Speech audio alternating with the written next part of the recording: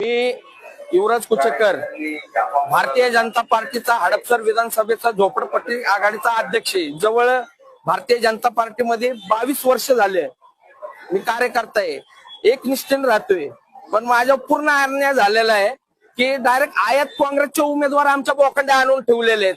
आम्ही जे पक्षात काम केलेलं आहे त्याचा आम्हाला काय पक्षाने काय फळ दिलं नाही, काय नाही. आमदारांनी सांगितलं त्या मुरली अण्णा मोहोळनी केले. मुरली अण्णा म्हणला की तुमच्या योगेशांना टिळकरनी केलंय. आम्ही ज्याच्याकडे न्याय मागायला गेलेलो आहे, आमच्याकडे आम्हाला काही न्याय भेटला नाही. आम्हाला फक्त निष्ठावंतांना काय दिलंय की उपऱ्या लोकांचं संडासाचं ढोंगण धुवायला पाणी दिले की आम्ही जाऊन ढोंगण त्यांचं धुवायचं. आम्ही काय करायचं? पक्ष आम्ही वाढवलाय, काँग्रेसवाल्यांनी वाढवला नाहीये का? पक्ष कार्यकर्ते मजबूत नव्हते का?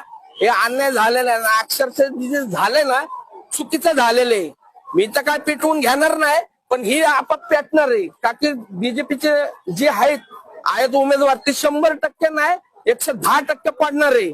आणि हा शब्द माझा एका मागाचा आहे. हा मर्यादा लक्ष्मी आहे. जय मांगीर बाबा, जय लवजी.